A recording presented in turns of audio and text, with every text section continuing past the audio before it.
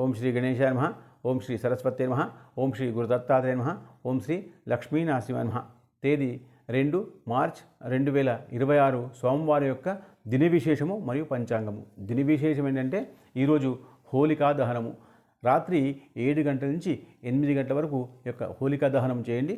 కాముడు కాలుతూ ఉన్నప్పుడు చెంబులో గంగనీళ్ళు వేసుకొని దానికి 3 ప్రదక్షిణాలు వేయండి. హోలికకి వేసిన తర్వాత ఆ చెంబుని కింద పెట్టేసి బో బో బో బో ఇలా అనండి. అన్న తర్వాత కొంచెం ఆగి ఆ హోలిక నుంచి కొంచెం అగ్ని తీసుకుపోయి ఇంటికి వెళ్ళి దీపాన్ని వెలిగించండి. ఈ దీపం పెట్టిన తర్వాత మీ ఇంట్లో కొన్ని రోజుల్లోనే నెగిటివ్ ఎనర్జీ అంతా మొత్తం వెళ్ళిపోతుంది. రుణబాధలు వెళ్ళిపోతాయి.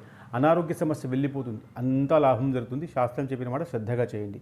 పంచాంగం ఏమిటంటే స్వస్తి శ్రీ విశ్వవసునామ సంవత్సరము ఉత్తరాయణము శిశిర ఋతు ఫాల్గుణ మాసం.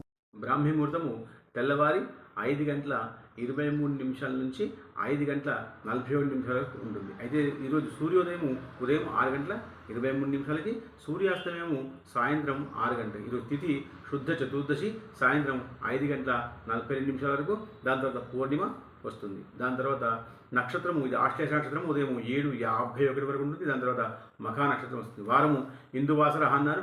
యోగము అతిగండ యోగం, ఇది మధ్యాహ్నం 12:30 వరకు ఉంటుంది. దాని తర్వాత సుకర్మ అనేటువంటి యోగం వస్తుంది. దాని తర్వాత కరణము, ఇది గరజకరణము, ఉదయం 6:20 వరకు ఉంటుంది. దాని తర్వాత వణిజకరణము, ఇది సాయంత్రము 5:42 వరకు ఉంటుంది. ఈరోజు శుభ సమయము ఉదయము 8:16 నుంచి ఉదయం 9:14 వరకు ఉంటుంది. ఈరోజు రాహుకాలము ఉదయం 7:30 నుంచి ఉదయం 9 గంటల వరకు ఉంటుంది. యమగండము ఉదయం 10:30 నుంచి మధ్యాహ్నం 12 వరకు ఉంటుంది. దుర్ముహూర్తము మధ్యాహ్నం 12:33 నుంచి మధ్యాహ్నం 1:20 వరకు ఉంటుంది. దాని తర్వాత మధ్యాహ్నం మళ్ళీ 2:53 నుంచి మళ్ళీ 3:40 వరకు దుర్ముహూర్తం ఉంటుంది.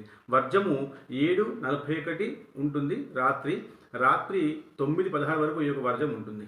అమృత ఘడియలు శేష ఉదయం 7:51 వరకు ఉంటాయి. దాని తర్వాత 5 గంటల 9 నిమిషాలు లగా